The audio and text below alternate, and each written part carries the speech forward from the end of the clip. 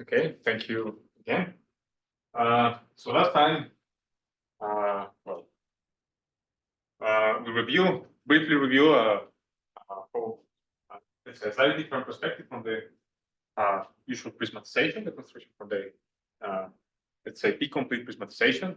We also get an idea for the strategy to construct this analytic prismatization by constructing some kind of categories of Parkinson curves and two different functors that somehow should encode position this construction of its prism. So, well, maybe before continuing with more parts of the, let's say, trying to came to the concrete definitions, I will try to start with the object that generically is going to appear in the prismatization, which is precisely this analytic drum stack.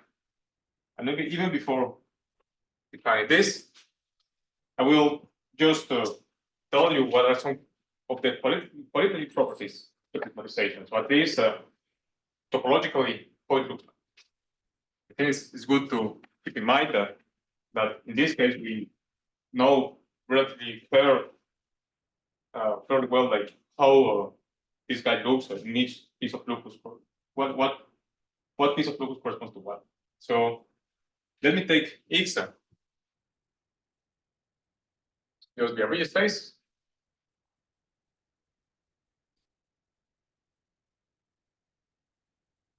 And so we want to describe X prism. Its analytic state. So I haven't defined what this is, but let me just explain how it looks like. So, logical space first.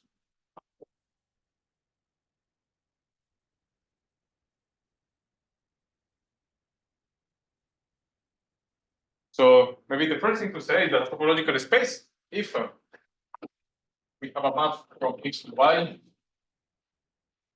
there is surjective points that are P-covered.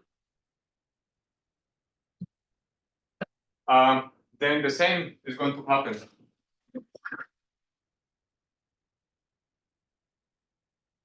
for these prismatizations. So this one is going to be a logical space attached to that is morally correspond to the underlying attic space of this somehow. And this map is going to be surjective and it's going to be also a quotient. So at least to understand topologically how this prismatization looks, I just need to understand that how it looks in a basis of this, at least for the D topology. That's the first remark. Second remark is that if F is perfectoid, so in particular, we can always find B over the perfectoid spaces, that, and then just compute this quotient. Well, sorry, I don't see the word. So you said you wrote that this map of topological spaces. It's a quotient map. It's quotient. Quotient, yes. And this guy is perfectoid, then the underlying topological space of this prismatization is going to be the same as the full prismatization of this is going to be the same as the topological space of, well, the perfectoid space seen as a diamond, so maybe S flat, which has the same topological space as S, cross this funny diamond, the diamond that parameterizes some fields. So maybe in terms of some added space, this is the same as the topological space of this non-perfect or non-quotient Parkinson curve that has this radius 0 infinity attached to X. Maybe for another note, let me say what it means. What is Yes, I'm going to write exactly what. So what does SPD stand for? this is flat. This is cubic. Yes, but then. This, after, yes. What is this? So this SPP, the diamond, so it's a map of vertical spaces, characteristic 0, P, sorry, sets and maps a vertical space, T, to all its contours. And let me, it's just diamond that basically just parameterizes on theories of vertical spaces. But again, what is important is how this looks like when you just take a product with this vertical space characteristic P and this guy, 0 infinity, let's say, if S is of the form span plus, there's a vertical space. And this is the same as taking naive span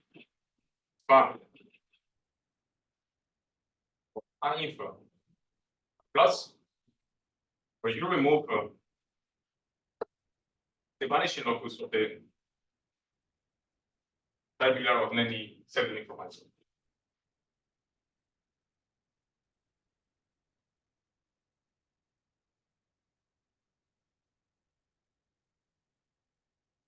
This one is almost, I need to say that we remove this crystalline point. So as topological space, this thing basically is just a family of Argentine curves parameterized by the underlying diamond of this region. You're doing what? You're deliberately not inverting. I'm not inverting P. Yes, deliberately not inverting P.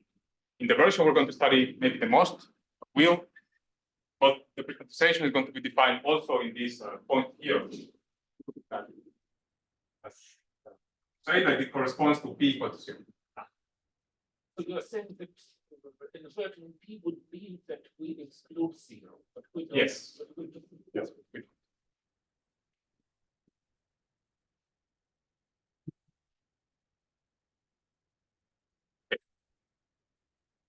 So this is a vertical space. Let me try to be a little bit more defined. So sorry, can I just ask? Yep. So if S is perfectable, if you said that that's a description of the topological space, yes, is that also going to be a description of the prismatization itself in that case? no. Okay. The prismatization, even for perfectory spaces, is going to be different. Still, we have up from that object. Right. So now we have the following picture. We have Just to make sure you have a map of y 0 infinity as to prismatization. from x to y, we have a map from x to y. Right, but Right? it's only in a level. No, no, also in the level of the prismatization. Yeah, so this one uses this map, and this map uses this. But I'm kind of wondering, is there a map of between prismatization and this y 0 infinity? Yes. No. Not by the 0 infinity itself. So There are no map. for perfectors, there is a map. But Yeah, just not just yet. for perfect. Yeah, yes, maybe mark.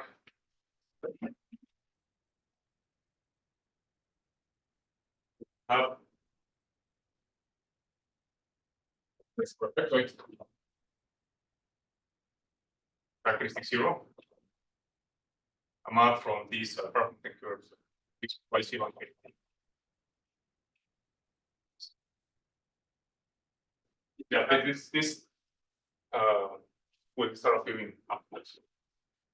So may I ask, is this kind of projection or what kind of? May depend on the perfectoid, but it's not too far from being a projection. Yes. It's basically a projection. This map is basically a shaping point. Basically, it's going to be a it's so now we have the following picture.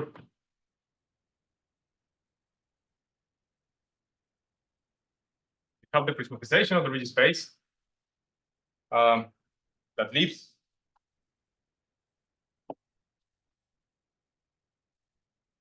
over this open interval. infinity. And then we can start looking at different points, which we'll need to.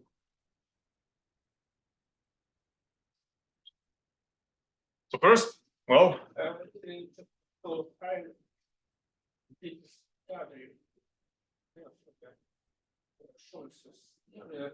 So I would think that Y0 infinity maps as a set to the real line or what. So you yes. Sorry, I do have to say this. Let me write it on here. So there is a norm map kind of on the P.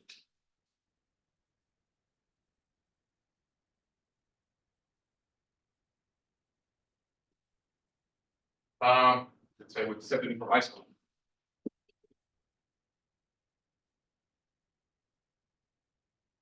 Right? Then we have this carbon thinker.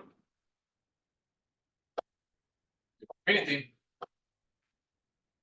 And over this guy, we have two elements. We have like two functions here. One given by P, P, and the other one by the technical P. Further, this you can then define for each point, random point of this guy, you will have two different valuations. These guys, and you can compare these valuations. Then for comparing valuations, you can define this radius map. This Y0 infinity is already exists that I was made. This one. That basically is taking I think the logarithm of the valuation of pi divided by the logarithm in any case. So Can I have ask an yes. In the case of, in the simplest case, I can think of is probably when S is just the square of OC. Yes. In this situation, you still have, because you told us you have a map from that open path, like Y0 infinity to the identification, so identification of OC. It's the other way, no? Yeah. I mean, Other way. what I mean is that you have a map from the prismatization to the interval. The interval is just a process. Wait, like what does remark say? Sorry. This one is not the topological space, it's the whole Falcon thing. Yes. Sorry, so the part of it will map with the I mean, the prismatization of perfecton is just an info. And this guy is just an opening. Oh, sorry, yes. But you. But this is not the prismatization, but this is not the prismatization of this. This is the cause of that. So there is not a. Yeah, it's the relation between the P complete and this prismatization is more subtle than just. But let me continue with this guy. So you have this radius map that basically just tell you what is the exponent relating P with this one. When you go to 0, basically means that P is equal to 0, and the other one is just replacing them. So we have the point 1, which is when the two valuations coincide. What is this for?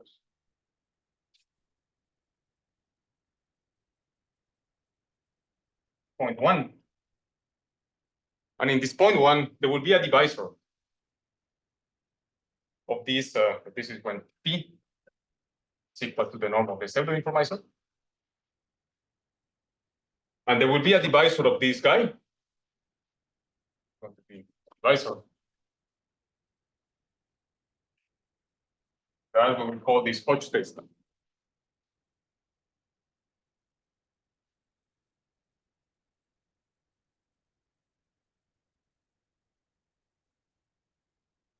In addition, the prismatization has a provenience.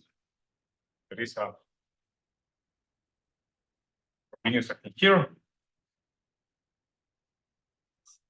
And the provenience will move outwards. The provenience moves in this way, outside. So there will be not just this divisor, but actually there will be some kind of all Frobenius and twisters of this divisor. So it will be, or maybe 1 over P, 1 over square, so on. There will be all these guys here that is still are divisors, and such that Frobenius mapping from one to the other is an isomorphism.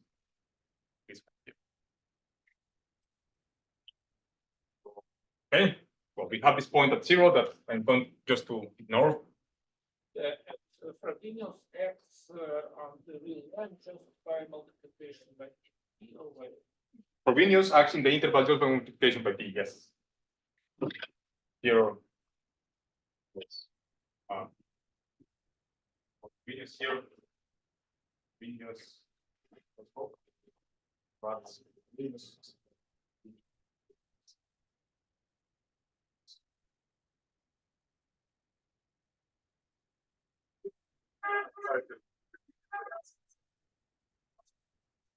For actually, Yes. like, what is the description of analytic prismatization? Well, first is for C, that would be the. So what's the yes? I mean, what is the definition? I haven't yet given a definition. Yeah, but like you can possible to say just Let me finish this row, and I want to exactly tell you what looks good. So these are these particular divisors. Well, there is this para p equal to 0 that is a little bit mysterious. Let me not talk about this. This is more subtle. But still, we have a lot of room here. So the question is what it is. But actually, it would be very simple somehow. All this room, that is the complement of this divisor.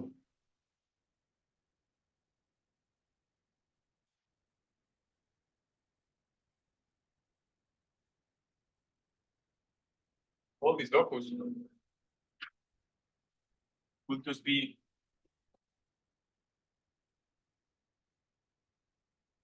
an analytic drum stack.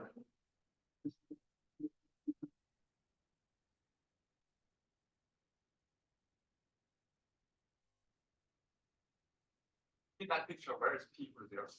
P equal to 0 is on the left. Yeah, this is the P.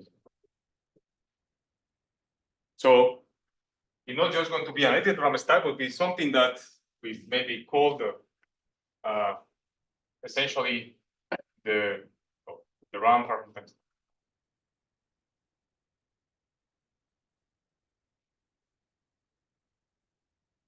Putting work together. That includes P equal to 0 or not? It's not. It's not including P equal to 0. P equal to 0 is yes. And describing just the complement of P equal to 0. So this RAM fragment stack is going to be essentially by definition. This is well, you can somehow again take these y 0 infinity constructions for perfectoids that is defined in some adic space over QP. And as we would say later in the talk, for adic spaces or more general for analytic spaces in some pseudo information over QP, you can construct this so-called analytic drum stack. So you wrote n analytic derived there. So there will be several analytic derived.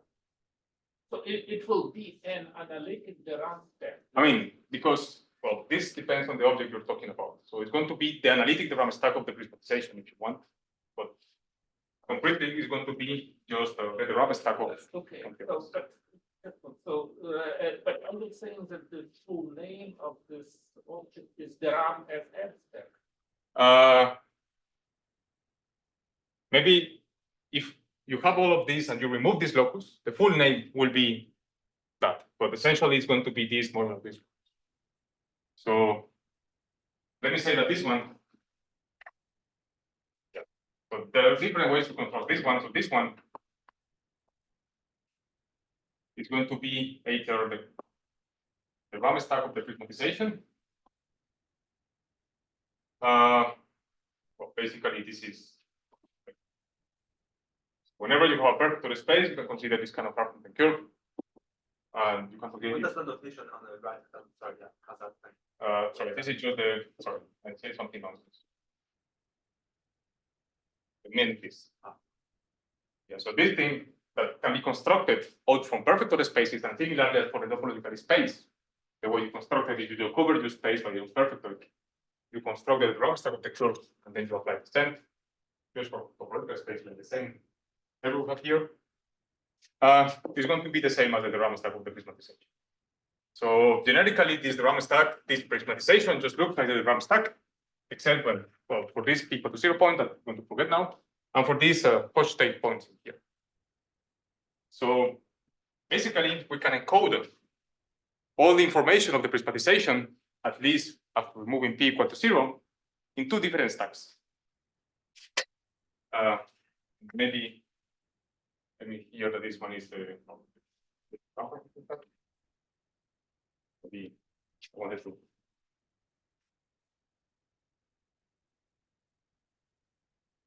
May I ask something? Yeah. So I know in your recent article, you have this notion about the RAM stack. So in this, why zero infinity the RAM, where is the RAM stack? Is the RAM stack in that sense? So if you take some Hadik space that now declared is leaf over QP, and you can take the RAM stack of that Hadik space. Would you mind recall the definition? I'm going to explain the definition just after that. I'm going to explain all the definitions. Yes. Just let me finish how to encode this thing into pieces. So again, well, we can take two locus of the prismatization. So we can look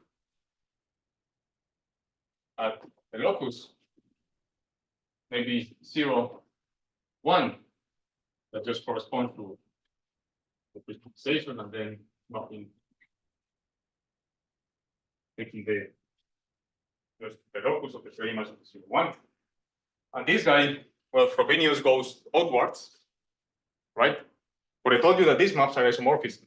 So actually, when you remove this, Frobenius, well, you will have some Frobenius inverse here. So this guy has a Frobenius inverse, and you can define the perfect prismatization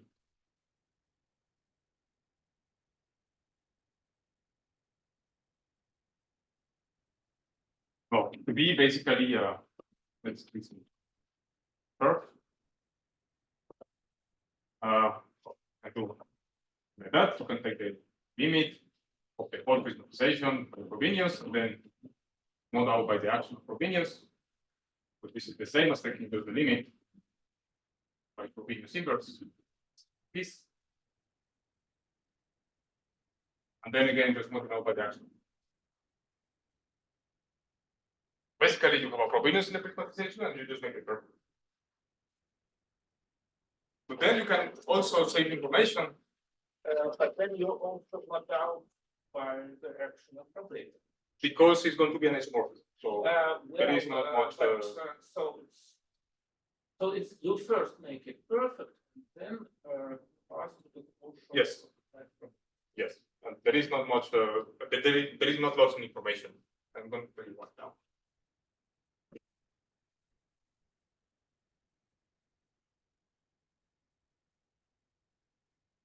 So there is another construction. So similar. Find this stack to be similarly on this locus 1 infinity, because the pullback of the 1 infinity. Again, the Frobenius goes to the right, so this locus is stable on the Frobenius. And again, it's basically going to be isomorphism. You can just define apart from 10 Raman stacks. Maybe it's not the same as this one, but it's equivalent to have this one to be just the perfection of this.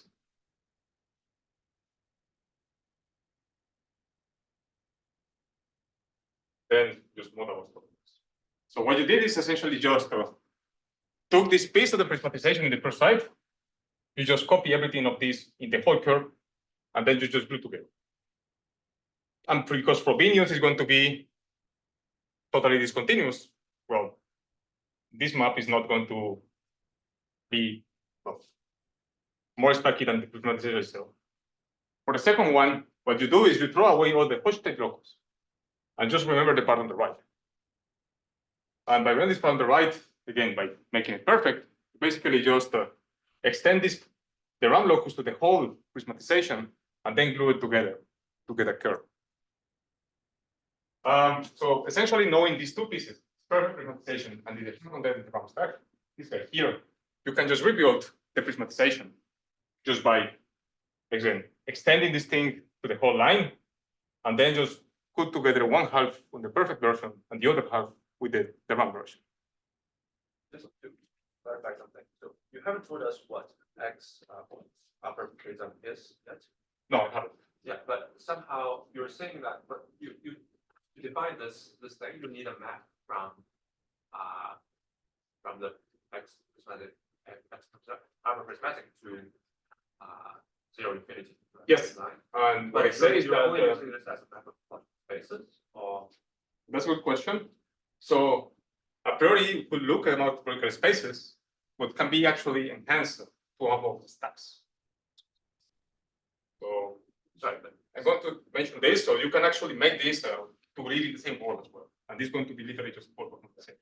So you are explaining a very coarse picture of the two story, and you're explaining a very clear. Yes. But let me, I want to write the name. So FFX. So I mean, maybe The RAM SSF. yes, this one is the actual RAM.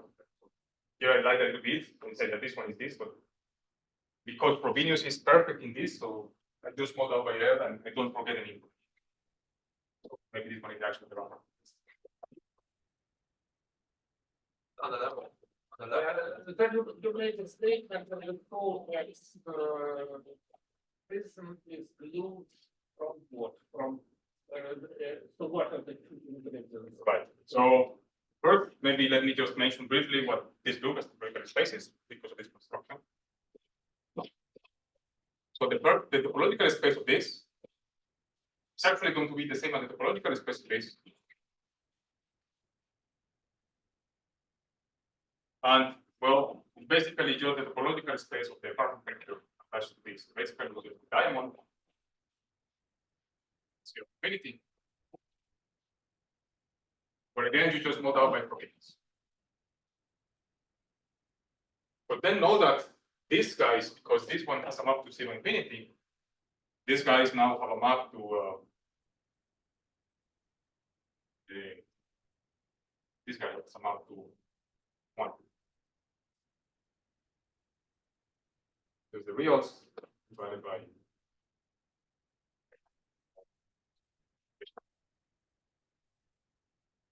But wait, so here you're removing t equal to 0. I man, yes.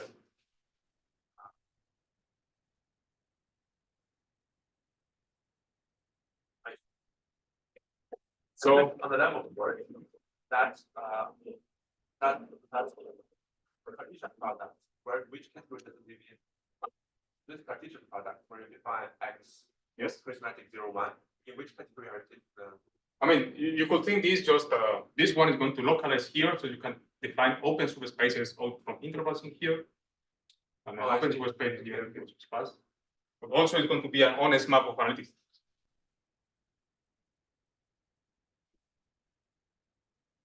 Maybe to answer the question, how you can recover the prismatization out from these two pieces. So you have a So again, does this correspond to covering the circle by what? So just by the you just take the positive real numbers and you divide by some p to the set. So this is a circle. I mean, maybe it's like taking log and then yes, yes, of course. So if we replace the multiplicative part by the additive, yeah, it's just dividing by log of set, so log of p. you are saying that you can get circle part of p by taking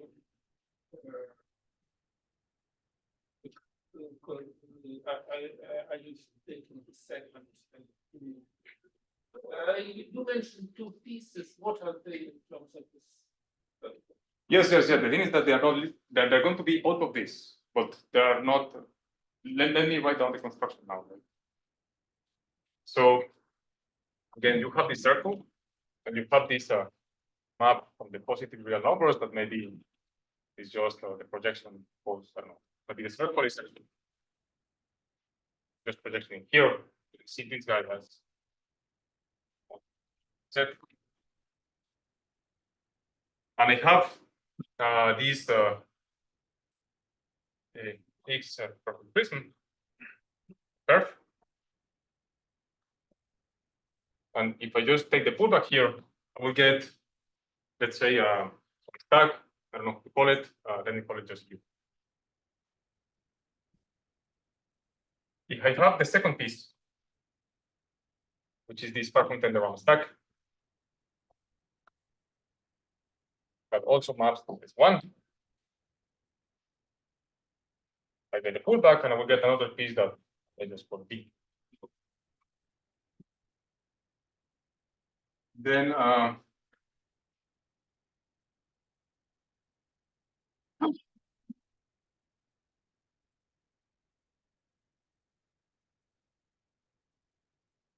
B, I still can see the locus in U, 0, and maybe not 1, but 2 or something. Just the locus a little bit larger.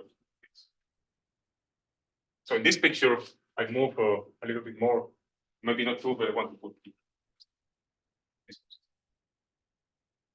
And then I can look at D and the locus 1 to infinity. And these two guys are going to agree in the region 1 to P, because in 1 to P, in between, when you put it back here, this is just at the Raman stack. There is nothing in between, just at the Raman stack is the same ball.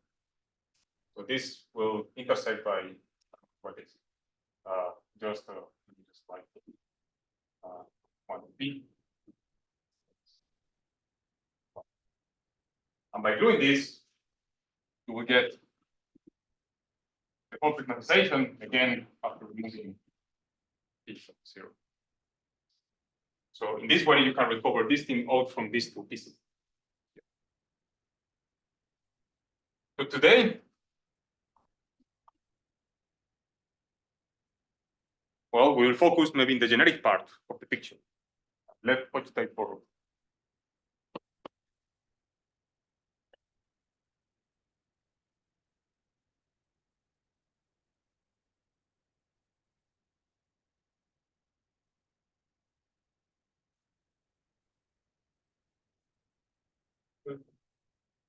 It's not like it was like on the level of the basis.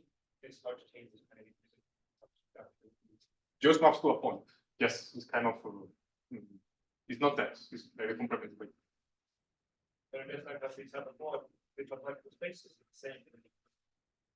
Yes. So, okay, maybe before with this, I could do a remark about at least what is the topological locus of the Hodge stack. I think this is important. So maybe side. Have this divisor. And recall that this maps to the topological space. That is just this y 0 infinity diagonal. But you always have a map from the diamond to this curve because basically the variable is not continuous. And the Hodge state stack is not going to be a pullback, but it's going to map into this locus. And actually, the locus or the topological space attached to the Hodge state stack is going to be the same the topological space attached to the diamond. So if you want to recover some neighborhood of this guy, just look around this. It's actually second. That's structure. Yes, yes, yes, yes. Okay. Any question?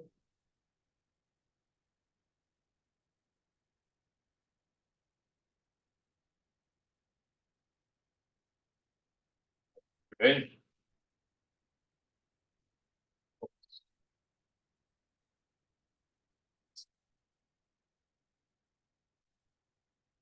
So this is called the round perfect stack.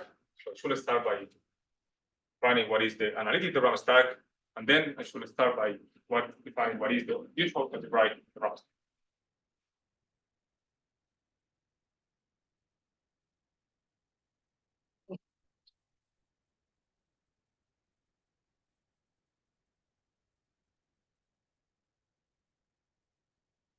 So this is a construction due to Simpsons.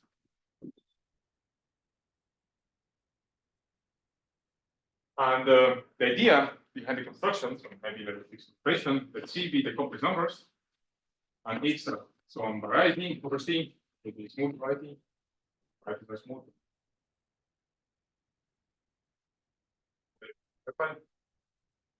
And then, well, over X, smooth variety, you have a nice series of P modules that tells you a lot about the geometry of X.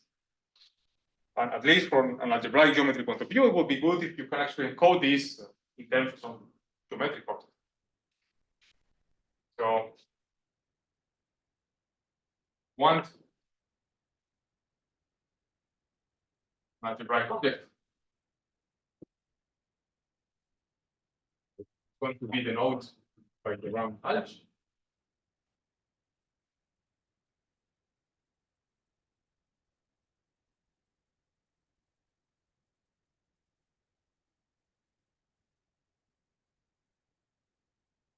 Such that first you can talk about what's coherency like this. Actually, one from this is that the theory of quasi-coherencies from this algebraic object should be naturally the same as the theory of theory.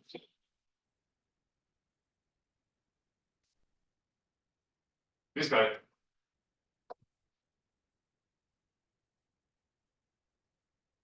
is called the originally just the drum stack, but because now we have different incarnations, we're going to call it algebraic.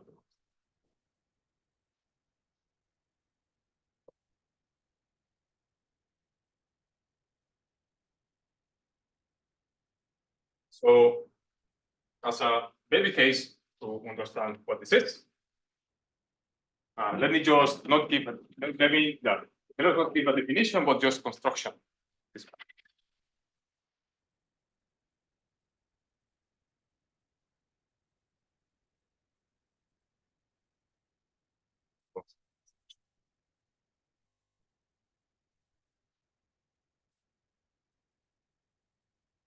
So, well, I took X to be a smooth variety. So we can let or consider, this thing, I don't like the zero, to be the diagonal.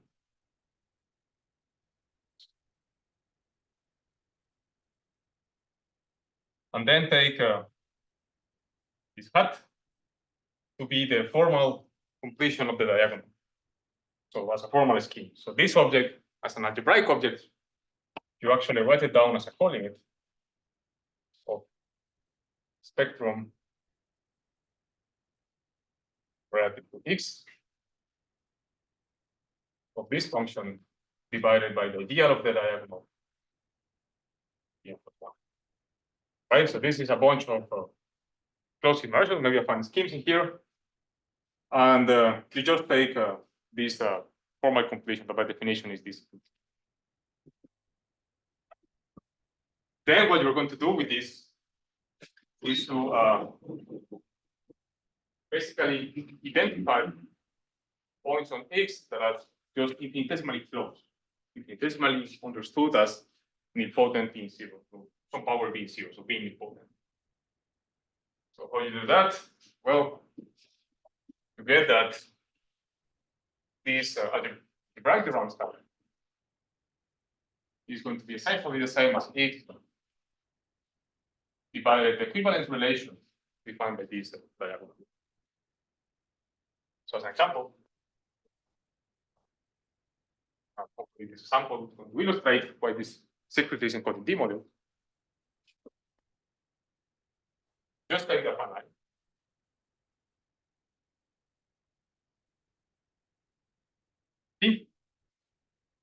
And then you can consider the formal completion at zero, the one line. which is just the formal spectrum. Power series. Again, as good as. So this guy is actually a superstar of this line, and even better, is going to be an ideal of the fine line. So this one parameterizes the rings, this one parameterizes the potent elements in the rings, particular ideals. So actually, this the Raman star is going to be the quotient of GA by the action of this guy ideal. So why is this object secretly encoding D model?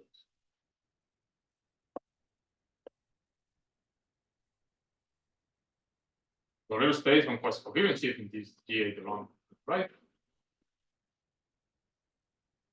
Then, well, we have two master stacks.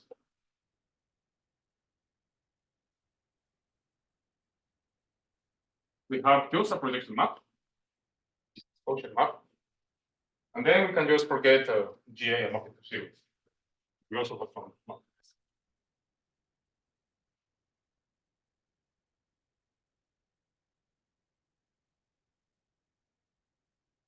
So, yeah, you mean GA hat. I mean GA has, yes. So can I ask, so on the left hand side, you take a formal completion of a diagonal in the cell product. So Yes. There should be two variables, not one. No, I want to take just the formal completion at zero and say that this guy defines an ideal here. So this one is the action in GA hat in this guy. Right? Coincides with that equivalence relation of the.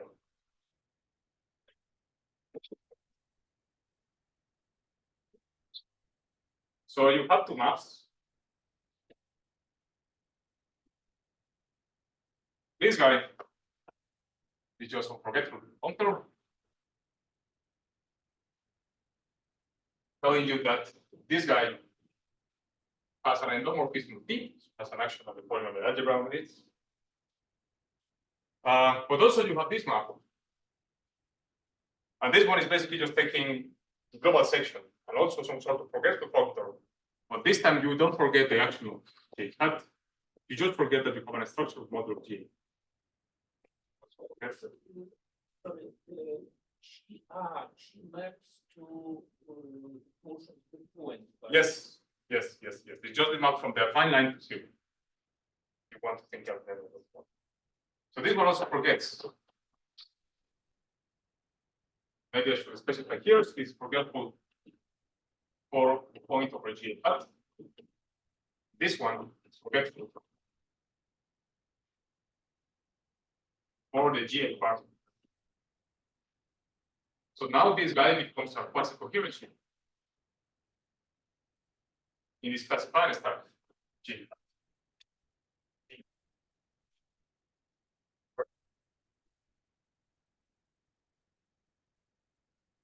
Okay, so we forget the structure for GA. And now this. And yeah, this guy becomes.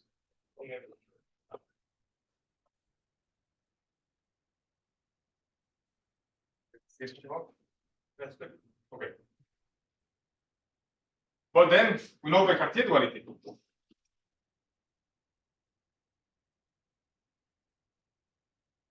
Then quasi-coherent shifts of some commodulus structure things.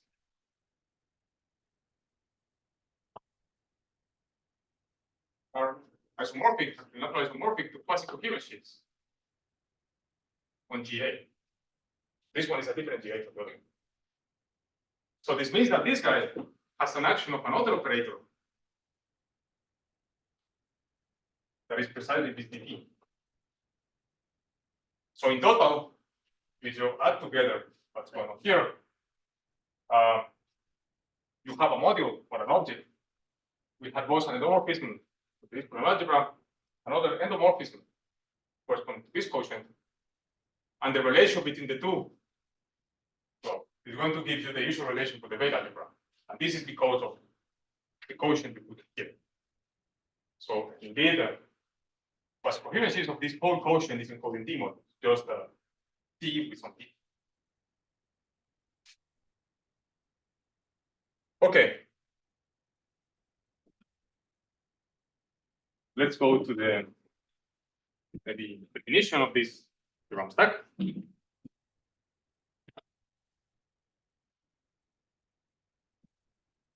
So let us take C in the category of Still in the algebraic. it's still just in the derived situation. The I don't know, finite algebras.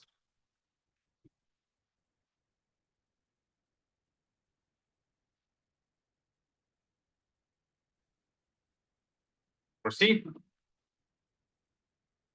And then take extra variety. So it's the RAM stack. Maybe just put in quotes, pre-stack. And you simplify and you get a stack. You just stack is the functor.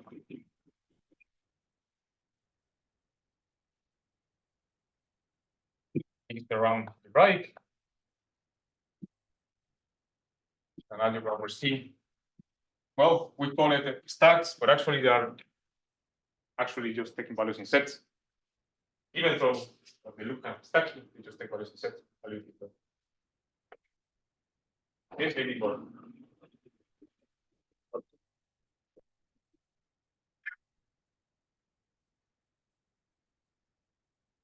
this. Given by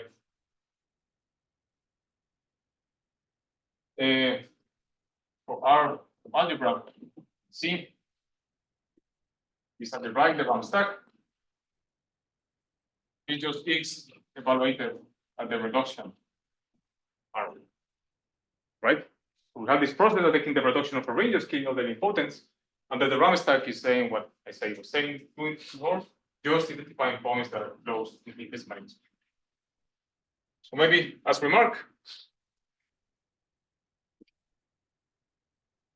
are reduced can be then actually described as GR over G hat R. This is because GH is parameter of the ring and GR had the nilpotent elements. So then you can write down this RAM stack by a process that is called transmutation, which is first defining this ring stack in the beginning, which is just the reduction of these things, and then just plug in. Or to say that this transmutation process is basically a maybe more down to earth and concrete way to write down the two functors that we wrote in one day. So, except that you can write it down more.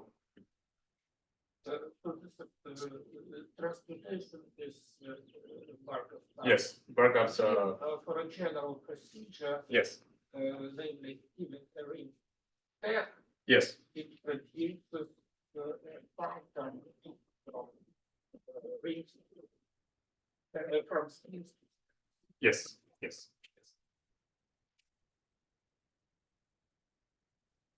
Same maybe as an just related remark is that for the analytic theorem stack, it will not suffice it just to write down the ring stack. Because this maybe just will let you to define the construct the prismatization for things like schemes. But for objects like rigid spaces, you still need much more structure to construct these things. Yes, but maybe not so much more. So the Yeah, it's sort of. So the way to think. So actually, we want to do the we want to associate. So let us discuss the stories for not the analytic version, which is something that but the incorrect version. We want to construct that from schemes. So stacks, then let's restrict to affine schemes. Then And this is we require distinguish the function and use with products, and then any scheme can be an affine scheme is defined by polynomial equation. So it can be represented. Well, a kernel of a pair of morphisms from a finite space of dimension n to an affine space of dimension n. If you live in the derived world, then you need more longer diagrams. Yes, yes. So, but anyway, it's enough to specify the image of the affine space and Yes. accept this image of the affine. Yes. Because we want the functors, so whenever you have a map, so if we, whenever you have a map from A1 cross A1 to A1, it should increase the corresponding Yes, map yes. on the space.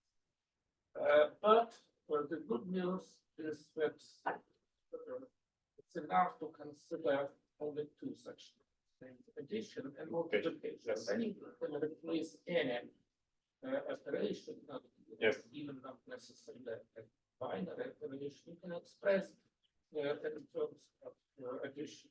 Well, a general operation is a polynomial operation, but any polynomial can be expressed in terms of these two operations. Yes. Now, in the case of analytic steps, but on the other hand, sometimes it's convenient to consider all polynomial maps instead of just two. This is the point of operator theory, which is sometimes formally. Now, my understanding is that in the case of analytic steps, the problem is that you need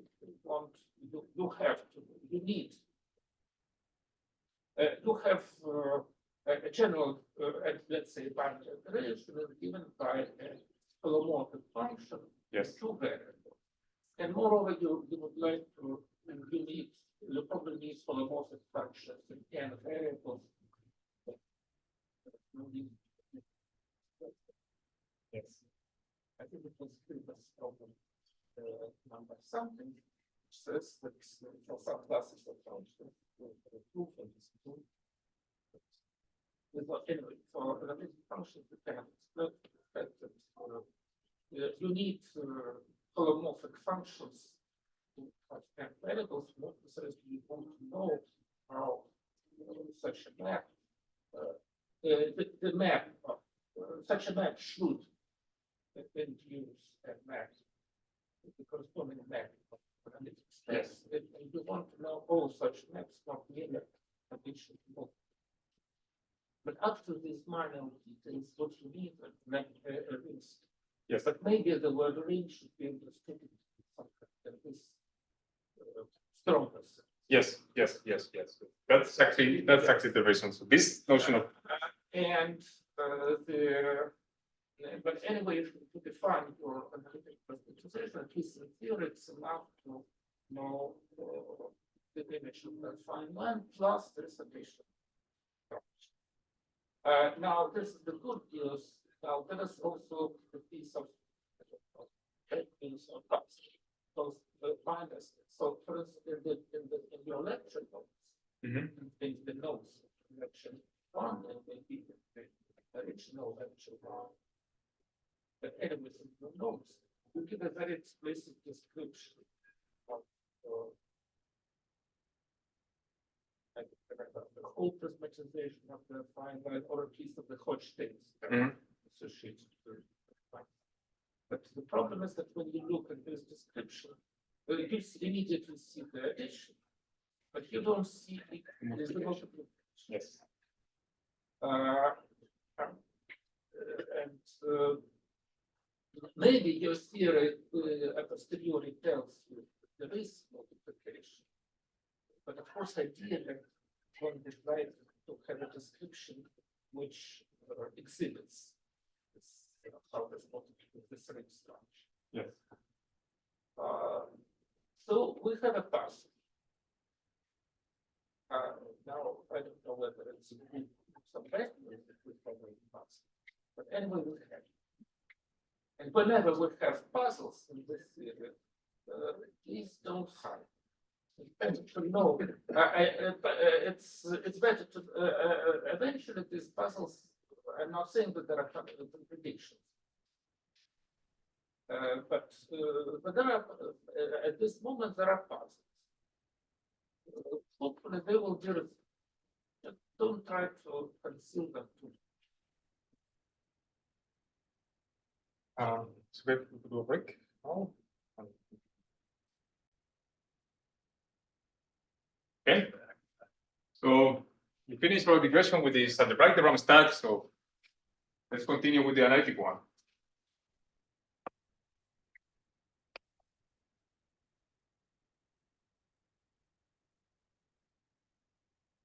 We say that the analytic DRAM stack will keep because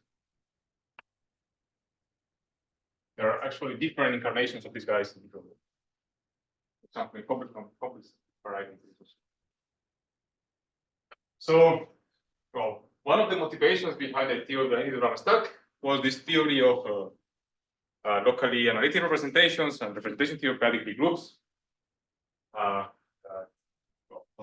Yesterday, and maybe a more direct relation that actually really involves these guys was the theory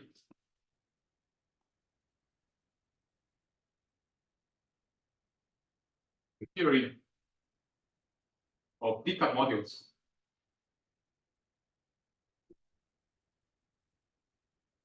Of Bartakov and Watt.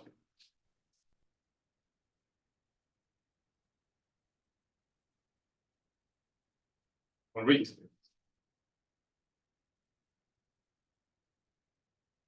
So what is a pickup module? What you want to do, similarly what happened for complex analysis, is over a complex variety, you just don't have a bunch of linear differential operators, just of finite order. You actually have a whole family of infinite order differential operators. And considering all these families is important if you actually want to do some kind of guidance. You want to do some kind of real analysis of analytic varieties.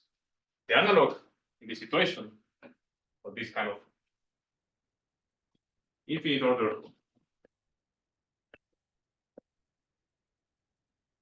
they have the differential operators.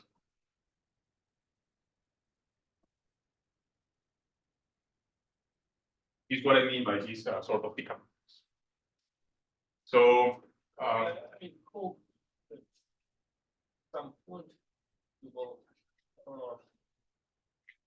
explain a little bit more precisely the meaning of this word. So, I'm going to say it right now. probably, although they're infinite order, but there are some growth conditions. Yes, Because otherwise you Yes, cannot even I'm going to explain right now with X.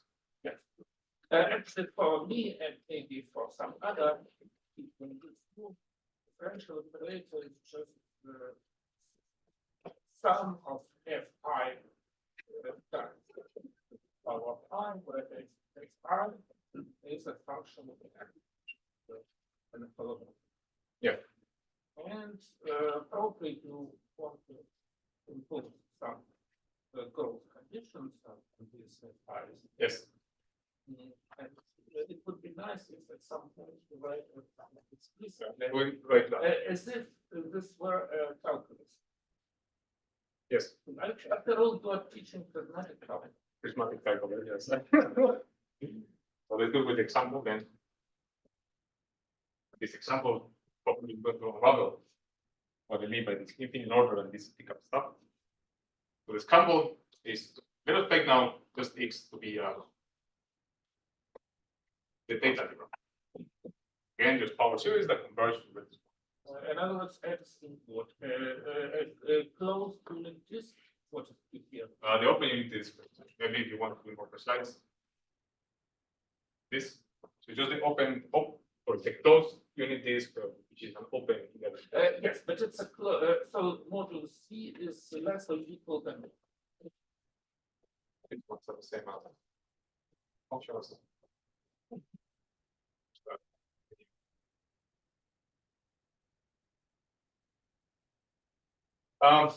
So, well, another way to write on this, basically just maybe for that.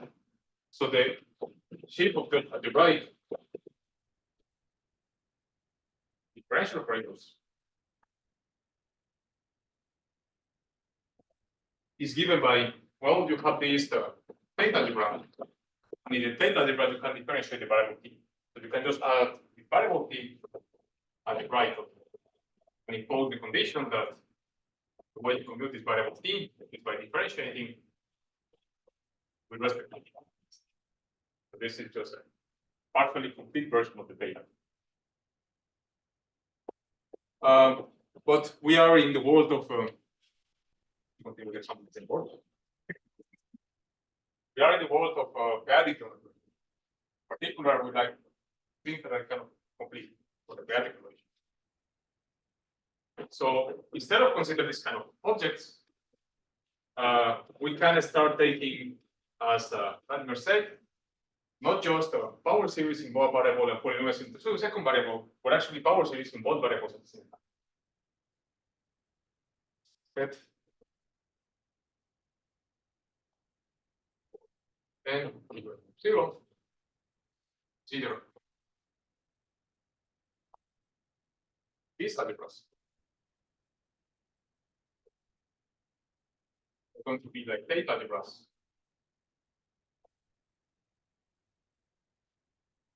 Quickly, I mean, take the theta algebra. You can get this t to the n, p times n times the differential operator. Like the p completion and then just.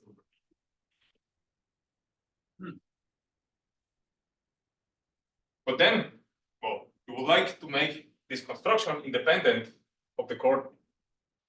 And well, because we are rigid spaces, we are allowed to take affinoids, taking things like p over n or something like that. So the way to take this independent of the coordinate by taking the limit along the n going to 0. So this completes is precisely the limit of these guys here. Basically, it corresponds to all functions n and m t to the n, d to the m, e t to the m. Maybe such that thing is for all s are bigger than 0. N and m times r is just m.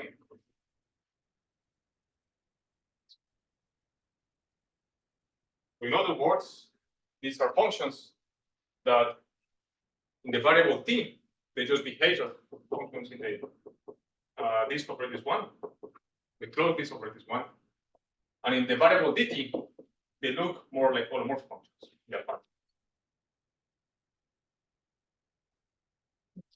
And this is a concern about the so if you are considering the co-limit, so it's a union of The limit. And on the other hand, in your explicit description of the research, this is That's the limit. Sorry. projected. Projected.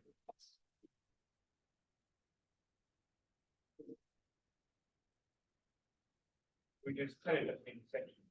Sorry? Make that So it's an intersection. So it's an intersection, yes. Yeah, that's one. Yes, sorry, so when you say it converges to 0, that's as both n and m converge? Yes, yes, as both go to infinity.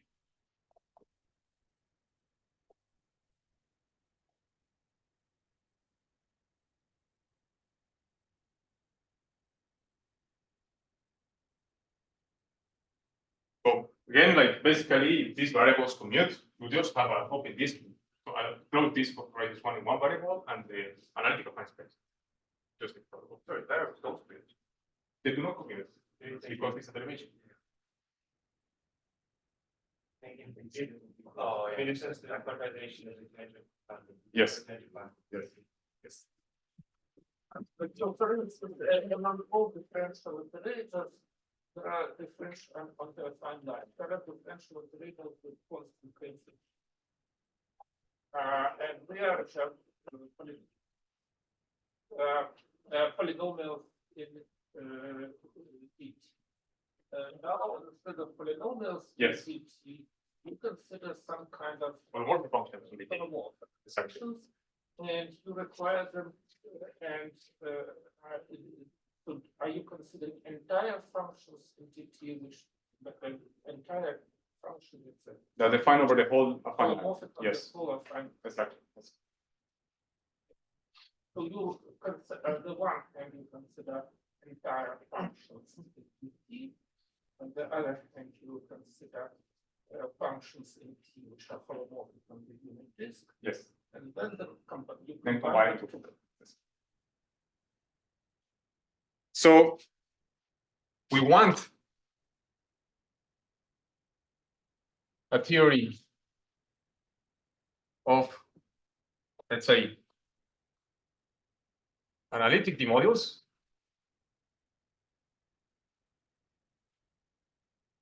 Maybe arising from a drum stack.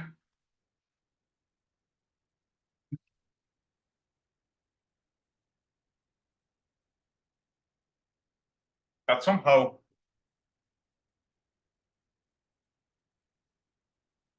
captures modules for this algebra. Maybe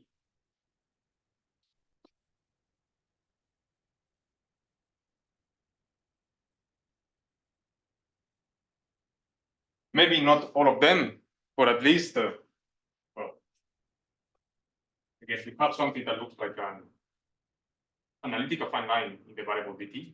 So you will expect to have at least something which is quasi-coherent in the analytic affine line for the variable dt.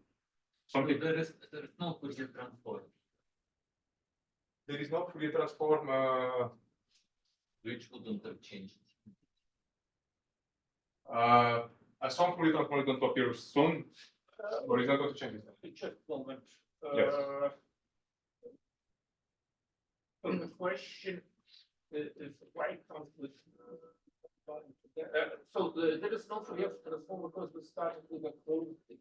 Yes. In principle, we could have started With the affine line. with a fine line, Yes. and then maybe there would be some. There will be something like that. Yes.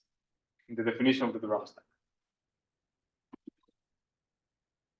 So, similarly as before, maybe recall that the algebraic the drum stack was constructed in this way, such that, well, basically the dual of this guy was driven by this formal completion, so that this guy actually encoded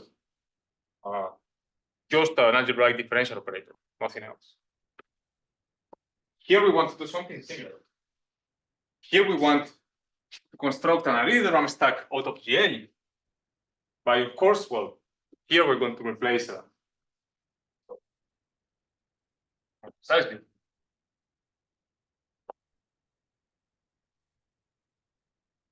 Want this analytic, maybe this one is the analytic of online code, and then the drum stack is going to run. This one is going to be always the analytic drum stack.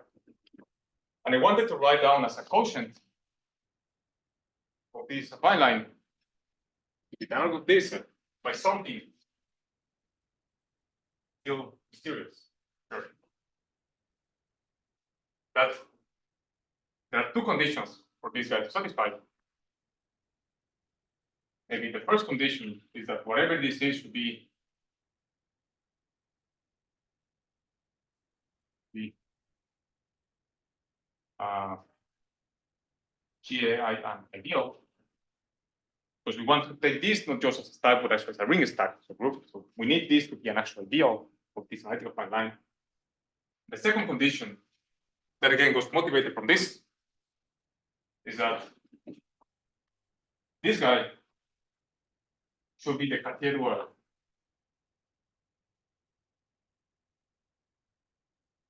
of the analytic affine line. If we can manage to do that, then we can define quasi-coherency of these things. And again, similar to before, this variable is going to tell you the coordinate. This value is going to tell you the derivation. And because of this Cartier-White statement, the derivation is going to behave as the coordinate in the analytic affine line. So basically, you're going to satisfy all these conversion conditions holomorphic functions. The question is how to compute this one, and what also you can actually describe this explicitly by it. So the question is, what is the dual of Exactly. Analytic? Exactly. For the Cartier dual of the algebraic, a fine line is this. The formal completion. Yes. So we need to compute this. Again, a way to compute this Cartier duals, at least in the first instance, maybe before proving the equivalence of categories and so on, so is taking the functions on this and taking the dual of it. This is what people do. And you will expect to get the correct answer, basically any reasonable case. And you do, and you can. Exactly this. So can I add on it? So your motivation why you want to consider it? The motivation comes from the theory of local representation. So let me after this give another example of Cartier duality and will be a little more clear why this time is good. But again, in some sense, that's the only definition that one actually is one way is coordinate. That's the only definition that's kind of rational and coordinate free. Yes. Like that, those definitions depend on the formal model. The only thing defined is. Let's say that if you try to make the same definition for complex numbers, maybe not this one, but the Cartier dual, which one? Like, if over a complex analytic variety, you look at the shape of infinite order differential operators, which are the endomorphisms of the structural shape over the complex numbers. You end up with some similar growth conditioning here, except there is some factorials floating around. But in the periodic case, these factorials just get killed because everything is periodic.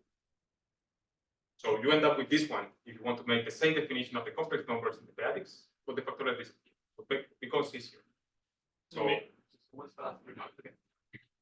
the remark is that there is already a even older definition of infinite order differential operators over complex manifolds or something like that.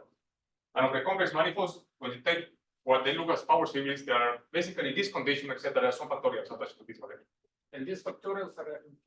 This is very important, yes. Very, very, very important. And in this situation, in the periodic. Factorials, roughly speaking, come from Taylor's. Yes. Which also. But then, well, a piece of effect of life is in periodic mathematics, and factorial Growth. behaves more or less like a geometric progression. Exactly. In complex analysis, n factorial is very different from Yes. R to the power. But in periodic analysis, n factorial works more or less like R to the power. Yes. For instance. So after figuring this into real number, you can just raise the Because factorials. of this, in periodic analysis, you don't see this. Exactly. But typically, they should be there if you think about this. Maybe. So again, we are left to compute the cathedral of that, and maybe not going to tell you computation, we're going to tell you what it is. Just Yeah, so the question is, what is the Cartier dual of the? yes. So you basically take the holomorphic functions and take dual and look what looks like open. And it turns out that this guy, well, again, you would like this one to live in a reasonable world for geometry. This is a Frege space, the global sections of the finite. So the dual of a Frege space is going to be a co-limit of Banach spaces, LP space of compact. So this one is no longer a Banach space, so cannot be an affinite algebra. So need to be something else. So this one is going to be, again, just writing the symbols, meaning that these algebras can make some actual honest sense in what analytic geometry. And here I'm going to write down this is just the co-limit.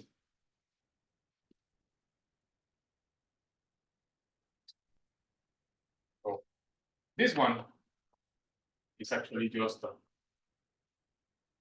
this one, the dagger, which essentially is just the intersection along all neighborhoods of the fine line, where again intersection should be told as limit and limit at the level of ring spins coordinate.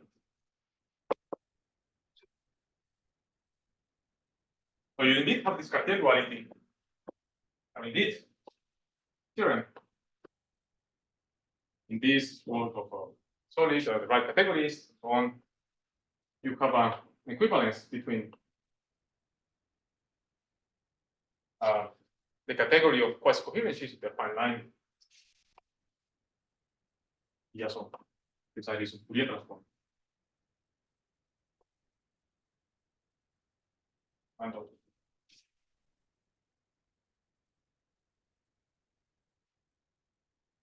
And basically co-modules for this co-algebra, which are the same as the modules in this. Okay, so the short answer is that you have almost whatever version of Simpson's definition, but instead of in Simpson's definition, you take the function of the smooth and the S by the form of yes. And now instead of the formal label, could you take the intersection of all yes. Well, this negative setting, this means that instead of passing the function of G8 by the formal label, Yes. you take the pass the function by the intersection of all Yes. zero. And what is this intersection? We understand that the polymorphic function to define more or less rigorously this intersection, you have to understand what the polymorphic function. Yeah. These are this is the ring of germs of polymorphic. But zero, exactly. It's zero. Now,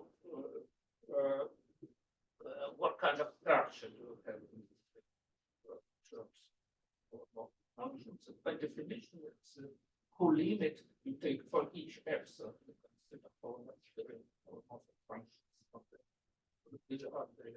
viscous radius epsilon. Center is zero. Then for each epsilon, you get a bound function. Yep. And now you have to consider the co-limit of this. Yes. The question is, what do we mean by such including? Then probably there are several ways to answer this question, but in your favorite framework of contents, there is a very much choice. Yeah. But if we are not so familiar with this particular framework, then we can give our favorite. For instance, we can just consider an input.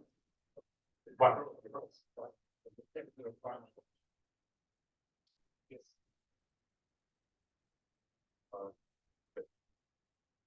So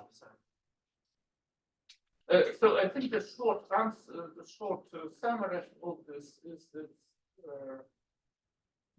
at least in the case of smooth rigid varieties, analytic around that is not really a big deal. yes, Although if you want to say all the right words in the right order, you need to work let's with see, mathematicians should try to do it. Then some efforts are necessary. exactly. So as we said, let me just emphasize how this construction is going to give you the long stack for spaces.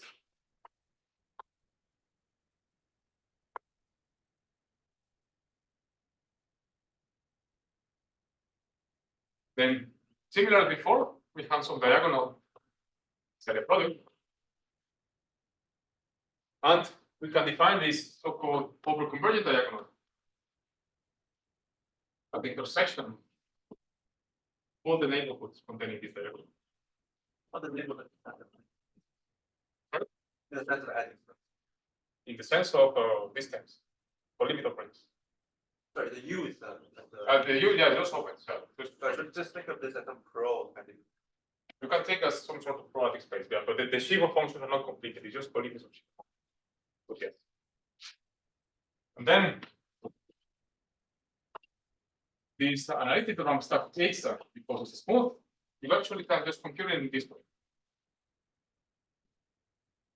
Similarly, as the diagonal encoder differential operators, for example, that serves, for example, Grothendieck's description of vector bundle connection. Same. This one is going to encode these quasi-coherent version of decay modules. Maybe not all random decay modules, but those satisfying some kind of quasi-coherent condition in the cotangent variables. These are going to be quasi-coherent shifts in cotangent. So we have this controller on a stack. You will have a nice theory of key modules for these. You have 6 contours, you have Poincare lemma, you have all what you expect. But what is even better from that description, even from this first approximation of the RAM stack, and that different from the algebraic setting, but actually we use some algebraic framework to refine it, which was taking the ideal and taking formal computations. Here, we basically just did a topological construction. Take intersections and you model by something. So, Mark, this construction still makes sense.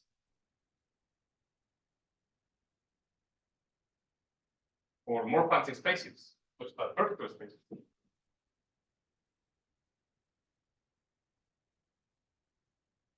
Or such that pattern can cure.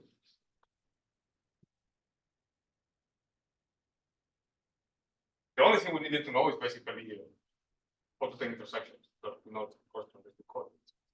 Excuse me, in for example, differential operators, there is a description of them due to maybe to SATA or perpendicular that's homology supported there and functions on the or top forms on the other. And we have something similar here. That well, and usually differential operators can be described in similar way. Yes, yes, using jet bundles and this, yes, yes. What about here? These static ones, so out of this diagonal, basically when you map it to one of the spaces, we get this space of a version of the space of jet bundle, jet space, or the jet space of the variable of this. And having an infinite order differential operator is like having, I think it's a section, an intersection of our retraction of this and this space.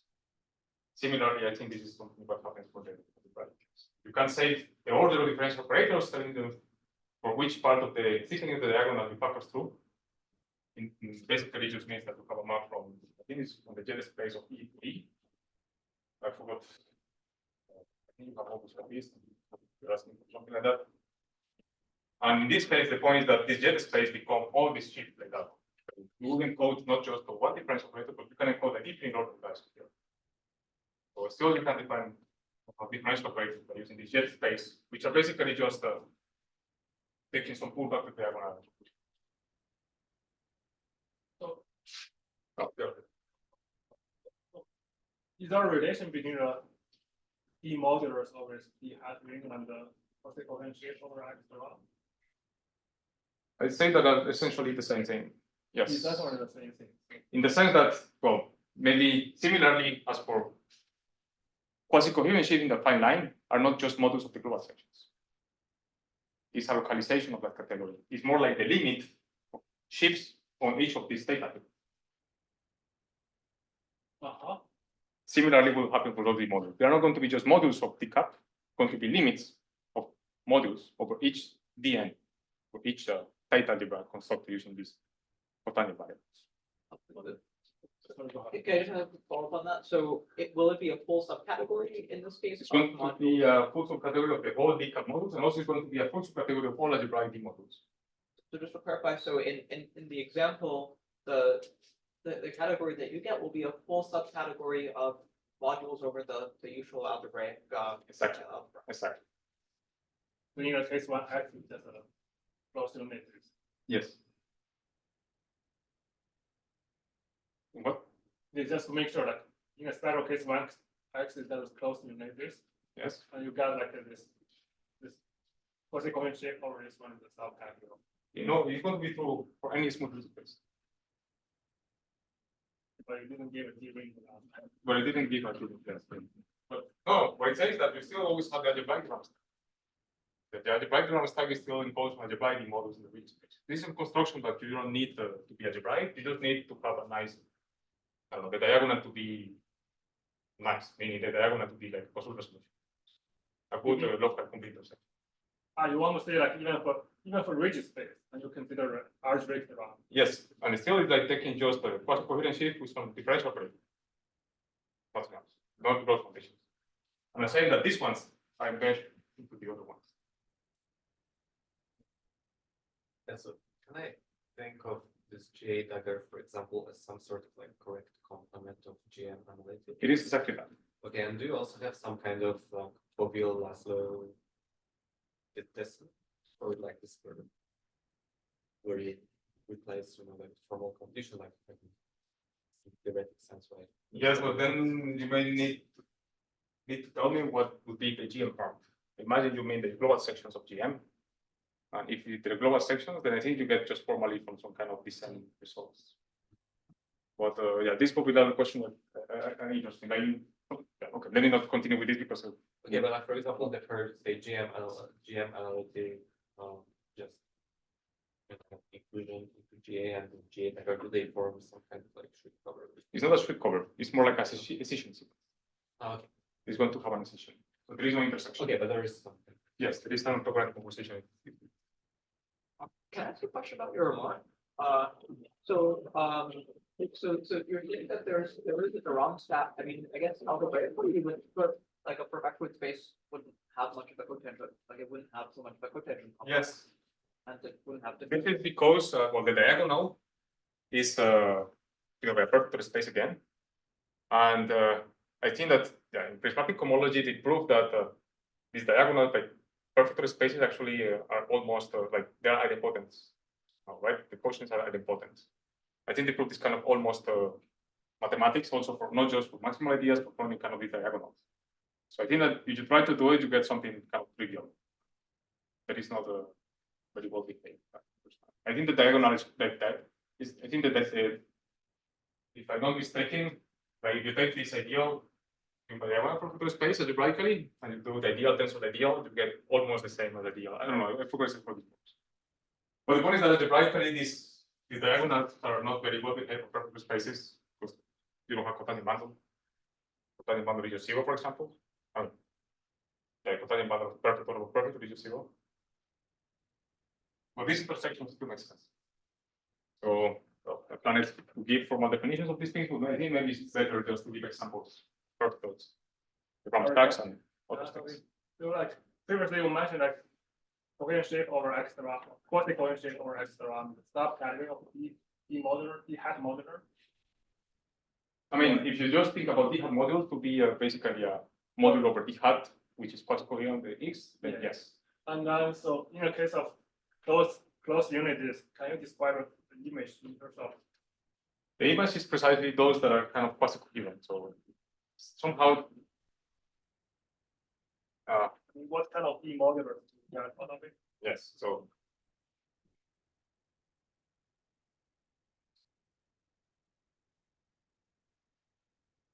take this to be like the tape algebra.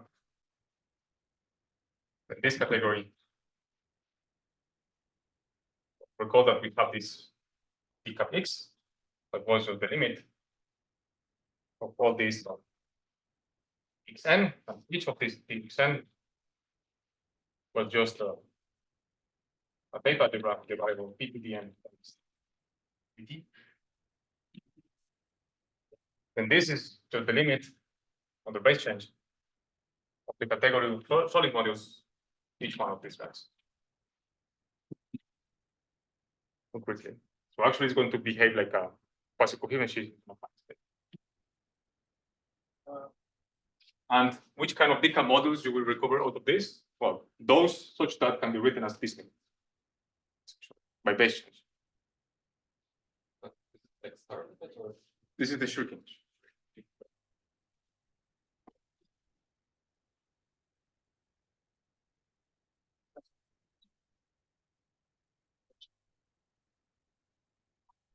somehow, well, there are no irregularities. Uh, Massive of regions and borders.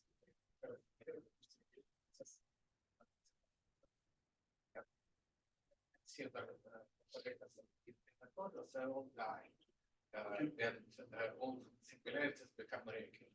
Okay. Is here something I similar? think it's something similar happening here. So in the complex theory,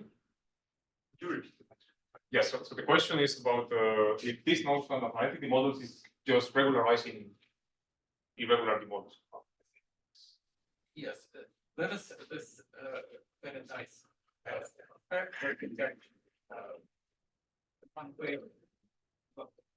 You have in usual model theory, you have holonomic models and much smaller particular holonomic models with regular singularities, which have topological meanings. Yes, there are shapes and so on. But there is a way to pass from arbitrary holonomic model to the model with regular singularities. And the way is that you consider the RAM analytic, the RAM complex, it's constructible complex, and then it's reverse shift, and then you can go to the model with regular singularities. But another way to produce the same thing is to just to extend from the model with irregular singularities to the model from the model to the model with respect to operators of between words. And that produces a very safe effect. I just wondered if something here. Yes. So I don't know exactly what would be being irregular or regular in this framework, but I can tell you what means in the how this fits in the complex situation.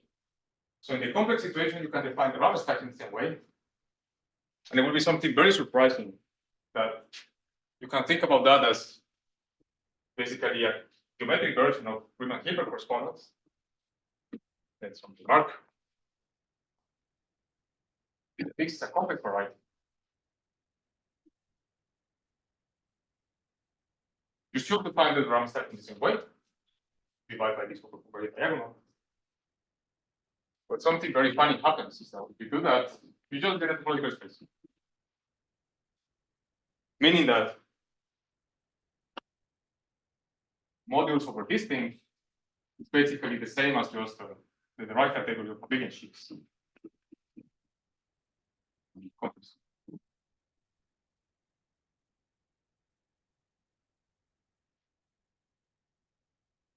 Looks like a bit automatic, but actually, once you get into the details in this, it basically follows from the fact that the rank complex is exact.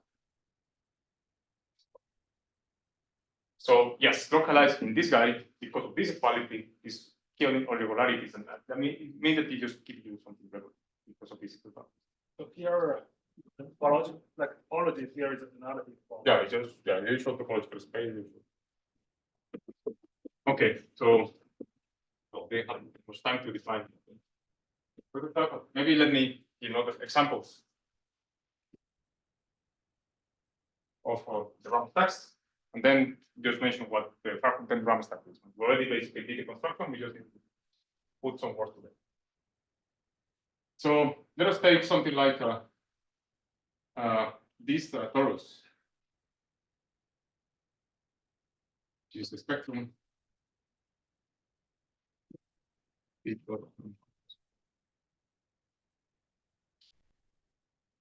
Then I told you can take the RAM stack of these things. So there is a general fact.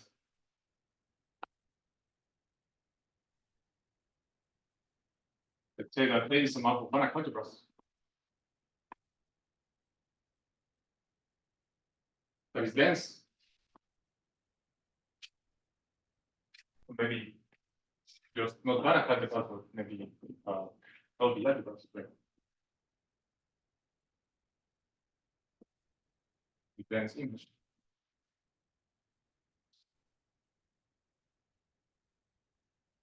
What's that? Oh, sorry. What is the meaning of LB? Yeah, sorry. I think I don't want to make example. No, sorry. Let me just take 8 videos. Yeah, I think this would be much better because otherwise I'm going to say something else. limited B to the whole limit of all these articles.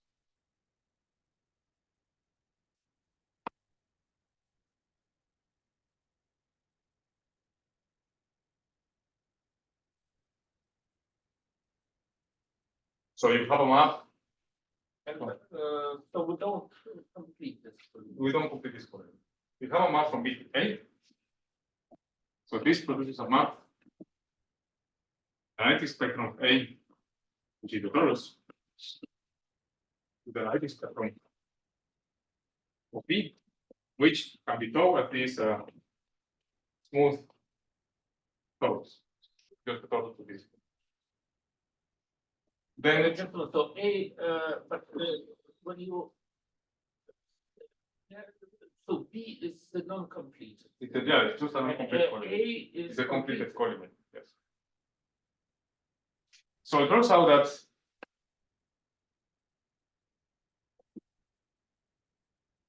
within this definition, maybe you can do it actually realize this as a stack.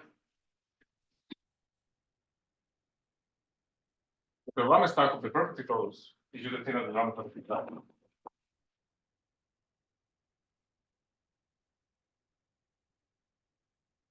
Essentially, you approximate a perfect space using maybe smooth ridge spaces by tal maps, something not too fancy, not too weird. And then the RAM stacks have to be the same thing. Again, this is kind of a very surprising, but the reason is because you actually impose a very strong condition on the identifications. You impose all these overconverging identifications to fit together. Just, Proving this is not trivial. You need to argue with it. So you are saying that.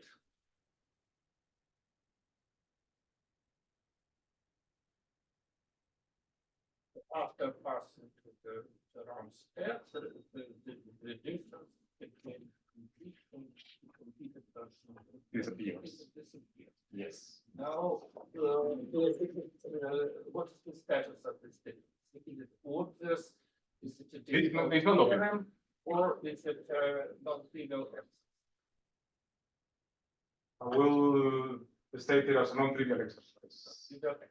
Yeah, it's not too strong to be a theorem, but also it's not trivial at all. So But now, so here I'm afraid, so before I was having to think about the data neighborhood as the intersection of both neighborhood, but now I'm somewhat afraid to think about this way, and especially in the case of so whereas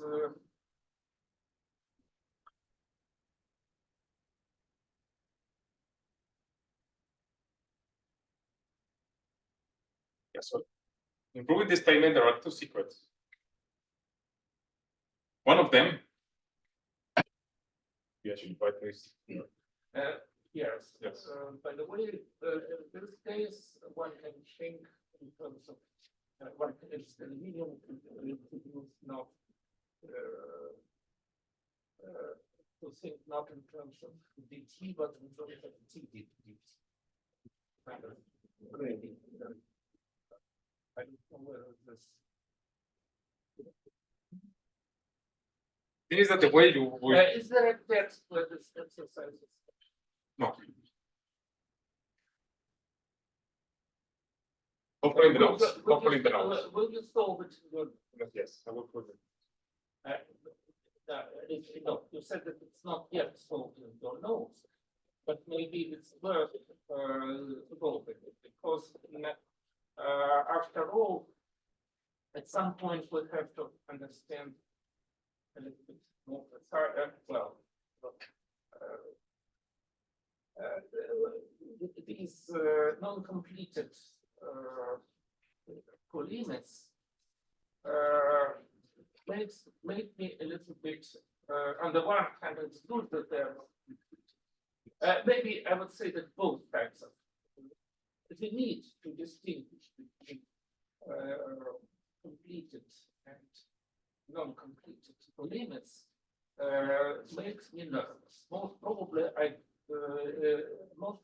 will fail to solve the exercise for instance, because they don't quite not because, for instance, because they don't understand the definitions.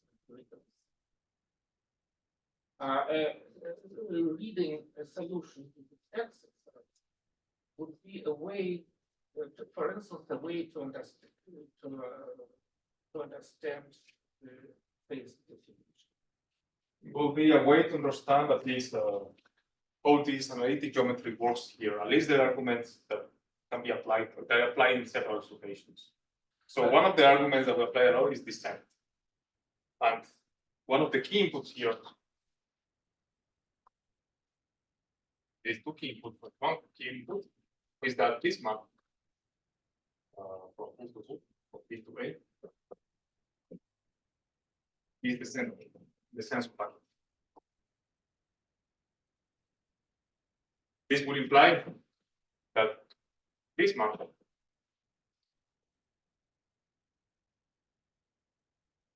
is an epimorphism. Essentially, this is the kind of covers we use in our video, covers for which we can kind of descend in another way. But then, let's say that the second point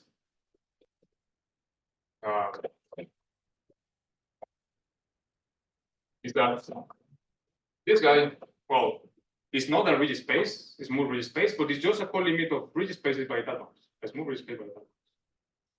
So indeed, this one is going to be the same as this guy, essentially.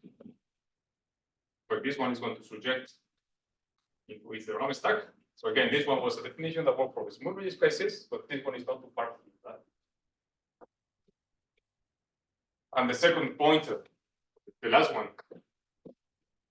is that, well, you can prove that if you compute this,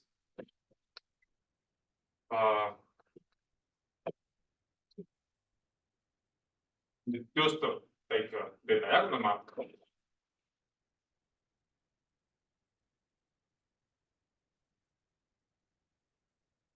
Then this corresponds to doing this tensor.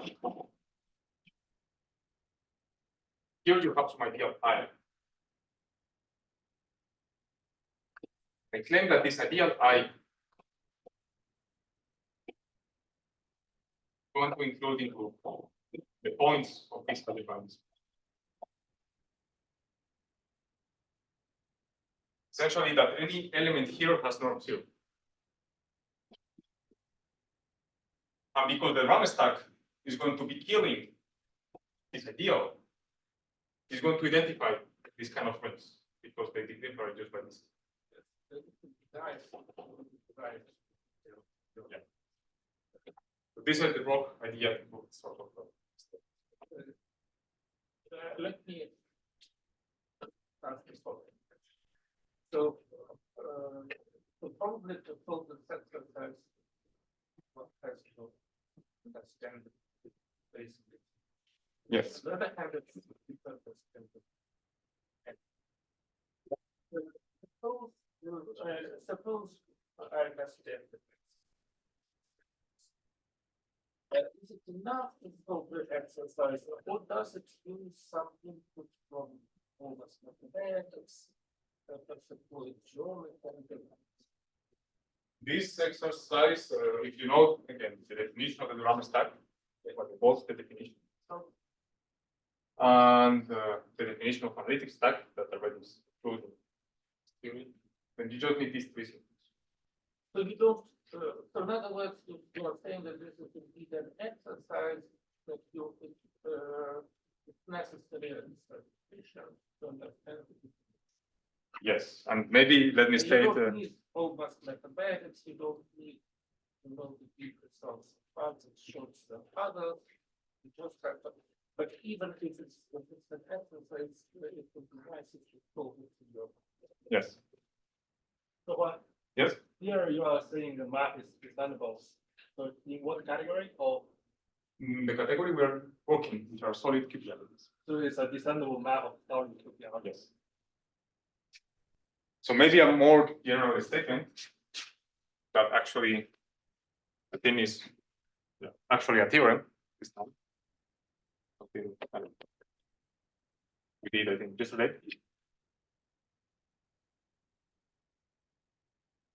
We call it. I should get here. Let me do it by just shade. So let S. What did you write? It's a pre-theorem. Yeah, in the sense that it's not written in the notes, but yeah, we discussed it since the beginning. So nobody, so the theorem could this theorem, but But it's not written. cannot bet. No, but it's not written. I think Well, okay, anyway. so. If you take S,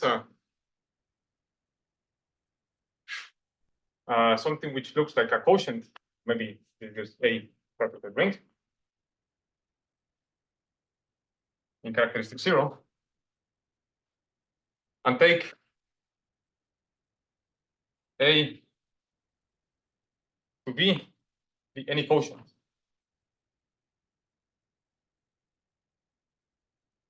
So B would be basically a semi-perfect ring.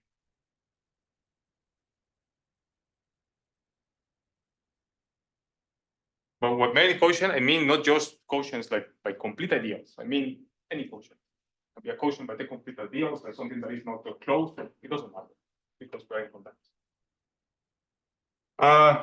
Of course, you have an ideal. This ideal has a closure.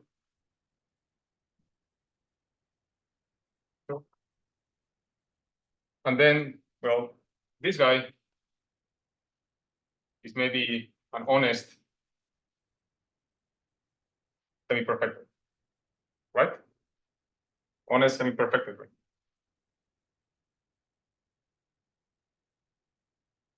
So the theorem says that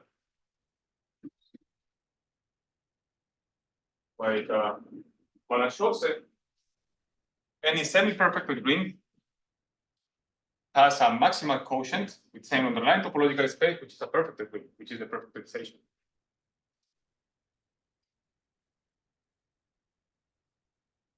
Sorry, it was supposed to be B, but there.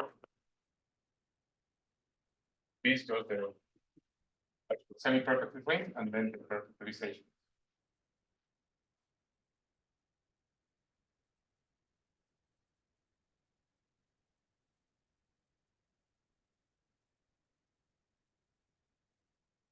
Then, if you look at the analytic stack of B, which is this quotient, this is the same as the analytic stack of this B.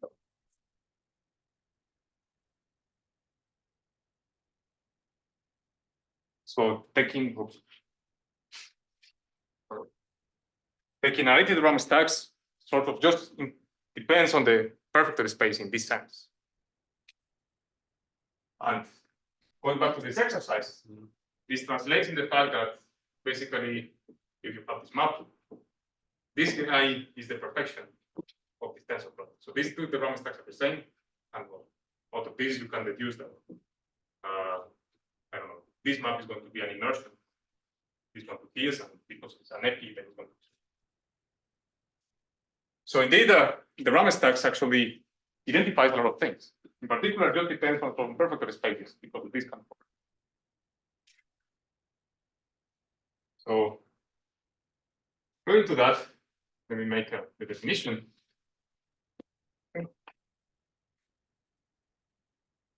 So first, let S be a perfected space.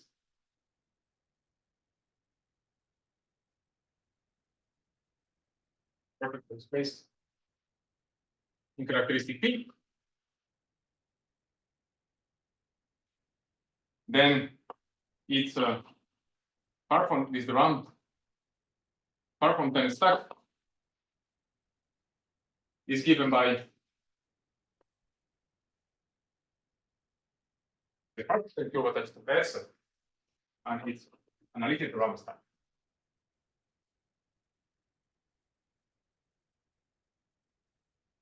Second, for any diamond, maybe again this one is more like a definition that looks pretty much like that one, so there is a formal definition, but you can it's essentially this. So each diamond written maybe as a perfect order space divided by some kind of perfect or equivalence relation.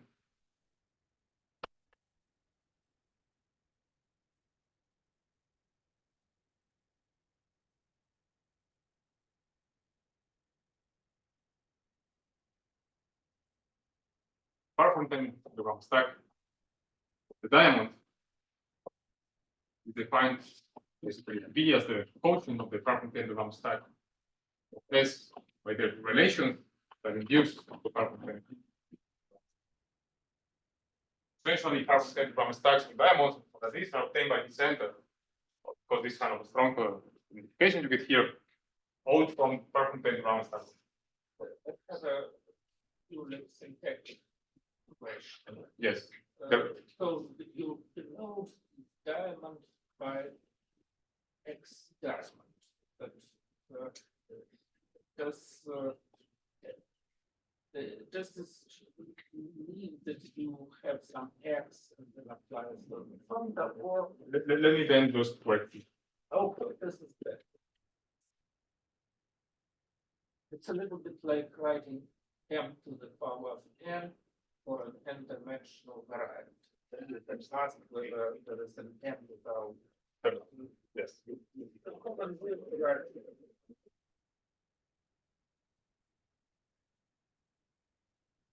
So Sorry, by FFS, you mean like after pushing by the action, right? So it's like this Y. yeah, this is a first. Yes, yes. So at the beginning, at the end, for the prismatization is not going to be.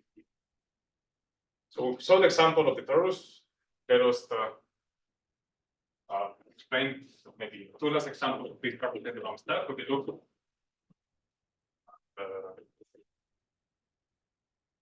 I think maybe 2 hours plus on.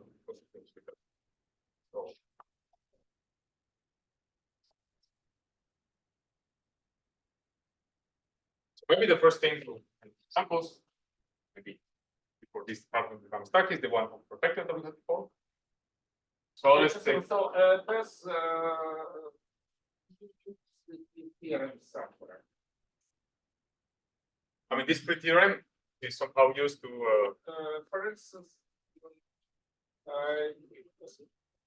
probably well, again, I'm not familiar with the theory, so probably there are many ways of representing a diamond T. If you are Exactly, given a diamond exactly. T, then you have many ways of representing. Yes. The result.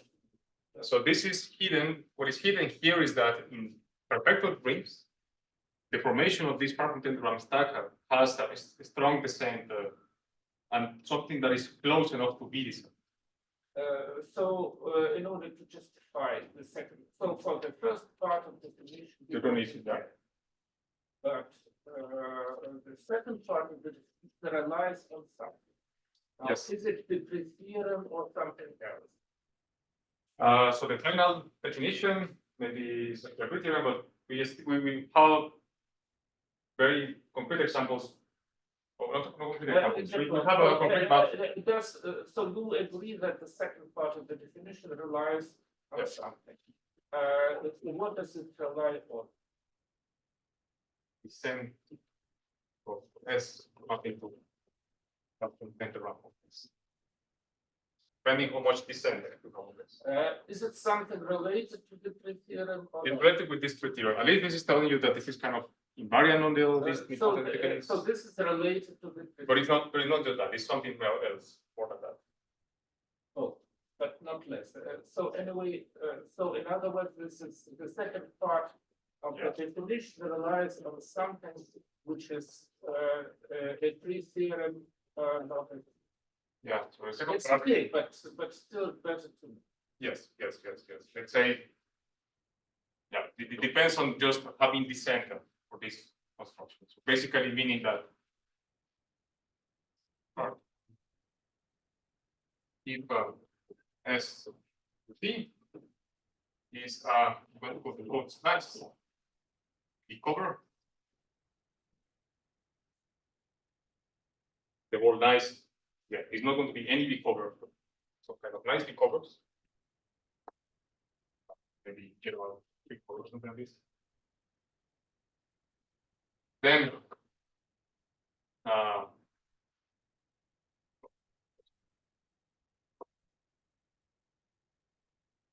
this one is an epimorphism, then this one is also going to be an epimorphism. So this construction depends on this data. Find like nice enough V covers for which maybe we don't have the same notion of diamond as is in the diamond papers for the V topology, but still a strong enough topology that allows you to work with rigid spaces in a way. So, that might have. So is the point of now? There are some constraints in kind of what kind of V covers you can take. So you still have a lot of V covers. So let's say that if you forgot about the 8 plus version and just care about the Berkovich geometry underlined, so forgot about the 8 plus of the algebras. And if you restrict to not just all perfected rings, but just those that are essentially constantly generated, then again we need some kind of descent results because of all the nature of the theory. So if you restrict to this category, then V covers, which are the same as R covers in this situation, are going to be satisfied. So this is what I mean by mass. You need some kind of maybe countable constraints and some kind of forget about the 8 plus and work with the Berkovich spectrum to guarantee these kind of things. So yes, there are some sort of this in this.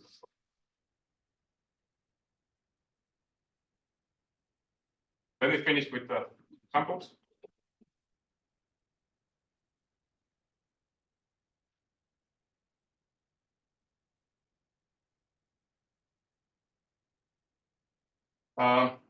Maybe the first one that comes from the Pia profile group. And then we have different realizations of the profanate group, or not just profanate set, actually, we don't need to be a group, as the spectrum of continuous functions of phi and QP, and as the spectrum of the smooth functions of phi and QP. Then, let's say, using that theorem, you can prove that with the Raman stack, this guy is a smooth realization. Somehow, if you take the profanate group, you start to looking at what happens identifying overconverging diagonals. It's a profanate set or a profanate group? I'm sorry, profanate set. You just take a profanate set, you start using identifying what happens with diagonals. Well, what you're doing in each step is just taking a finite, just like find a quotient into a finite set. And if you do it with a limit, So, is it a deep statement or is there just I think this can be done more by hand. one more aspect? I think you can do it by hand, but you can also apply this kind of response things. Should be possible to do it by hand. Sorry, just to understand the statement, so I Duran, what means? So if I continue, right? Okay, on continuous realization in this the RAM version. And of course, the RAM of the small is at the small. The RAM is at the bottom. So I think you are saying more or less as follows. Suppose you have an equivalence relation on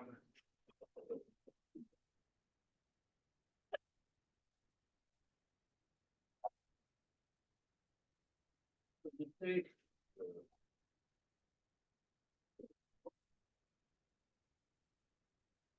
You're taking like in each step equivalence relation given by overconvergent, by open subset of the diagonal. This means that basically you just map the profanate into a finitely many points. And then you're taking like the limit out of all these possible equivalence relations. But the thing that the continuous functions of the points are locally constant functions. So when you take the co-limit of all these limits, just like that we just put functions.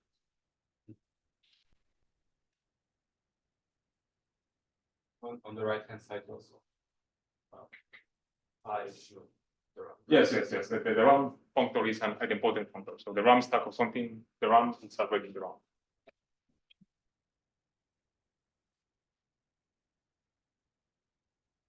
So similar thing. let's say G is a periodic group.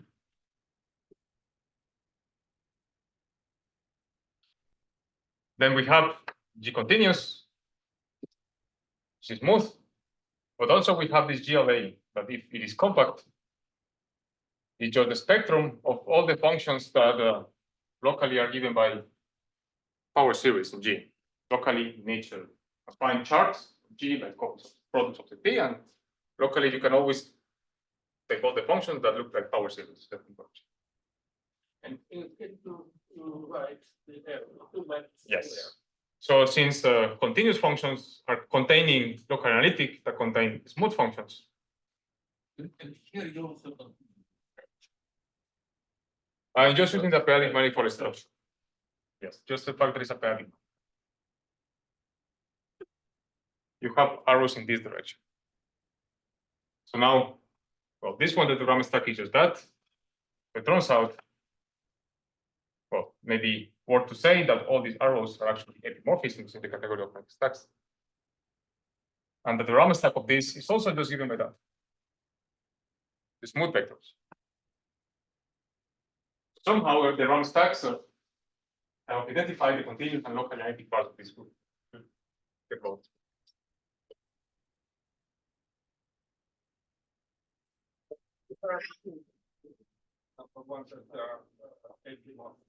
Yes. Yes.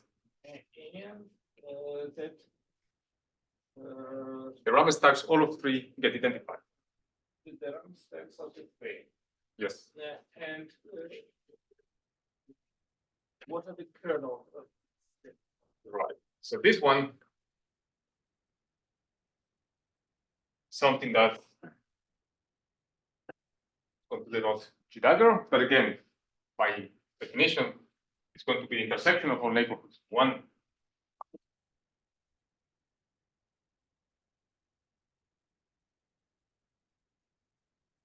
But even better, this you can describe, well, let's say G has some Lie algebra.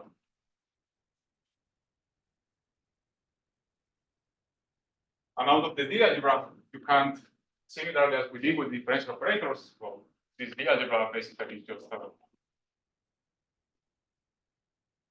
some kind of, you can just take a concurrent bit theorem and write down a basis of the Lie algebra. And out of this, you can define some kind of algebra of differential operators going to be a limit. These ones are basically just power series. That this the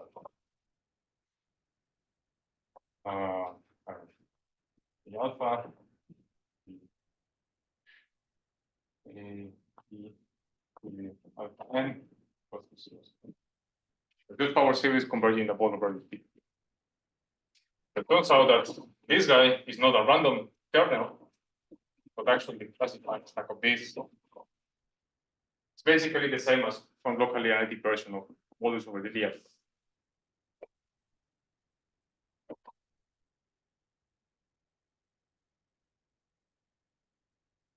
So why was interesting for us like to consider this kind of quotient for the analytic RAM stack, at least from the point of view of representation theory, was when we worked with Joaquin, we were studying these kind of groups. And again, it was natural to ask what the kernel was. The kernel was these kind of things. And you wanted to relate this with more differential, maybe Lie algebra, B modules, and it turns out you can do it. But I think this is a pretty old story. Maybe Yes. Yes. Maybe Lazar, I think, might have a.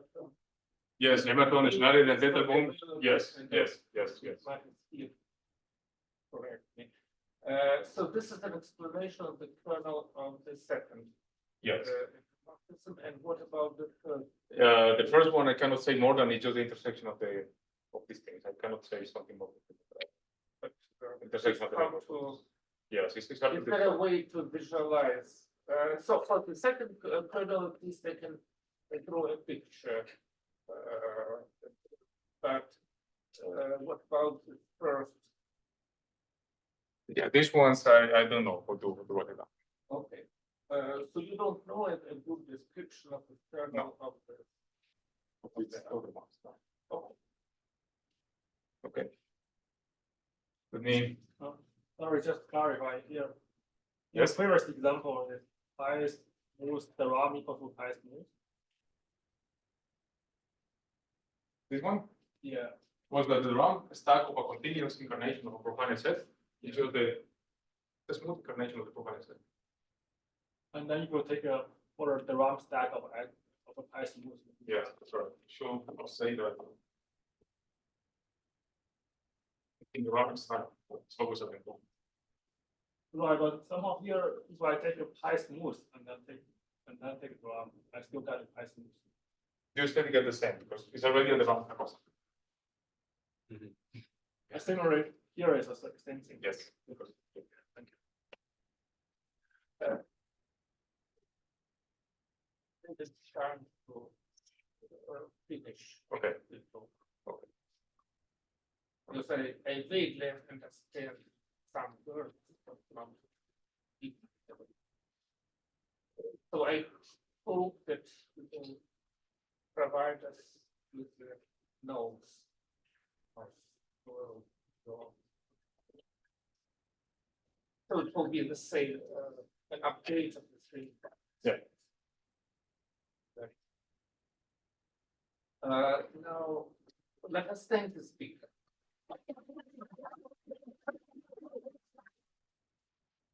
Do we meet on Monday? Yep. Are there any questions or comments? So I guess I have a question. So so I guess that the ROM stack is related to the notion of like formal tallness.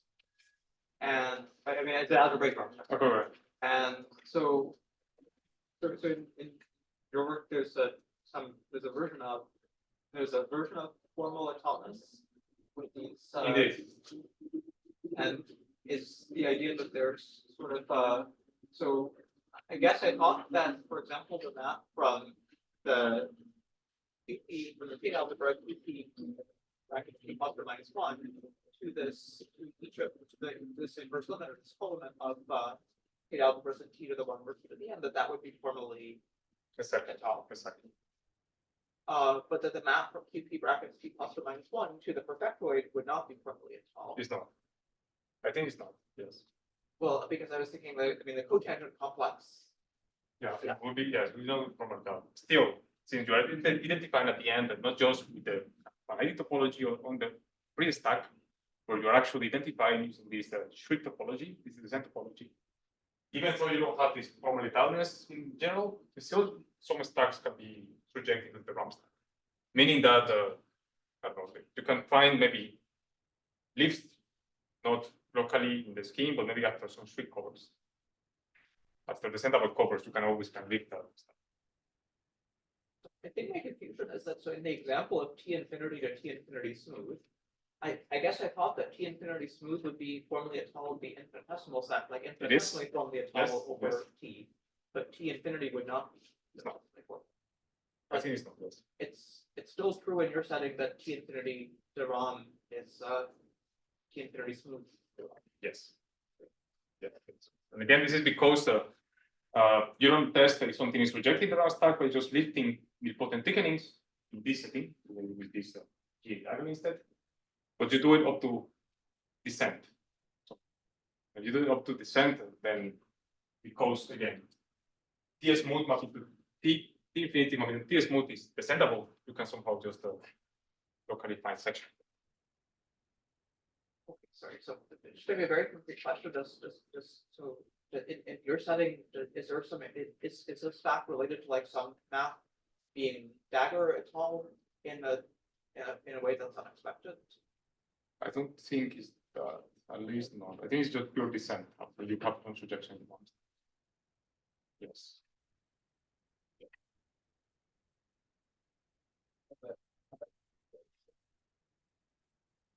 Let us thank the speaker.